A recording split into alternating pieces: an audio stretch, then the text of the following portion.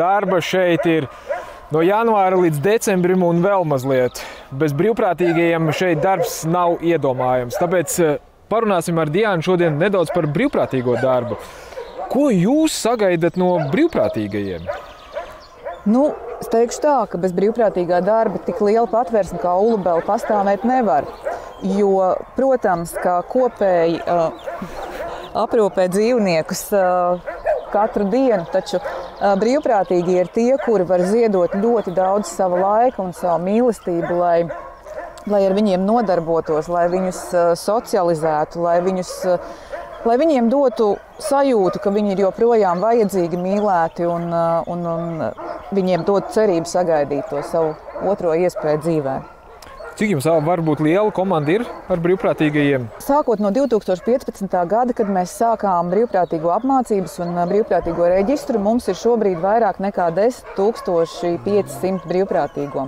Šobrīd mums ir ļoti laba brīvprātīgo komanda, kas ir izgājusi otrā līmeņa apmācību un kas ļoti aktīvi un regulāri nodarbojās ar suņu socializāciju, jo, kā jūs redzat, arī Džekijai bija ļoti ilgs laiks vajadzīgs, lai viņa saprastu, ka cilvēks nav bīstams, ka cilvēks ar cilvēku var draudzēties, un to mēs nevarējām izdarīt bez brīvprātīgo palīdzības, jo tieši brīvprātīgie bija tie, kas sēdēja voljēros, jo sākumā šie suņi bija tik ārkārtīgi bailīgi, ka viņi pat neļāva sev pietuvoties, viņi neļāva pielikt sev roku, viņi kliedza, ja viņiem pielika roku cilvēks.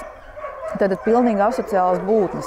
Šobrīd jūs redzat, ka izskatās kā mīļmantiņi. Kā mēs varētu ieaudzināt varbūt tās bērnos to mīlestību, cieņu pret dzīvniekiem jau no bērnības? Es vienmēr saku, ka dzīvnieku patvērsme tā jau ir mūsu sabiedrības spogulis, kurā nav runa tik daudz par dzīvniekiem, cik par cilvēkiem.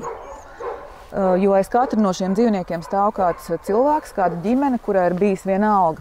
Un tāpēc man šī bērnu audzināšana liekas visbūtiskākā tieši ģimenē, jo ģimene ir tas modelis, pēc kā bērns vispār mācās saprast, kā rīkoties, kādas var būt attiecības ar dzīvnieku mājās, kādas var būt attiecības ar dzīvnieku uz ielas, vai tev vajag palīdzēt kādam, kas nonācis nelaimē. Ja?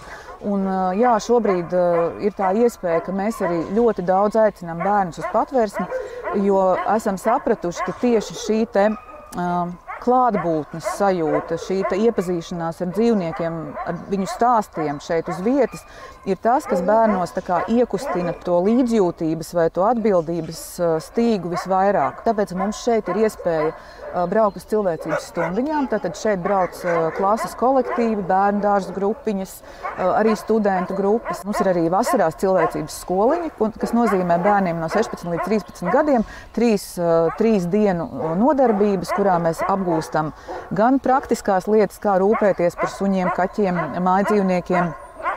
Saprotam, ko vispār nozīmē rūpes, ka tas ir nevis smuka mantiņa, pūkaina, ko nolikt plauktā, tad, kad apnīk, bet tas ir ikdienas aprūpe arī ar kaku vākšanu, ar barošanu, ar visu kaut ko. Ja? Tikai tad, ja no bērnības cilvēks ir to mācīts darīt, viņš spēs saprast, ka rūpēties vajag ne tikai par dzīvniekiem, mūsu mazajiem četrkājainiem draugiem, bet arī par visiem sabiedrības locekļiem, kuri ir,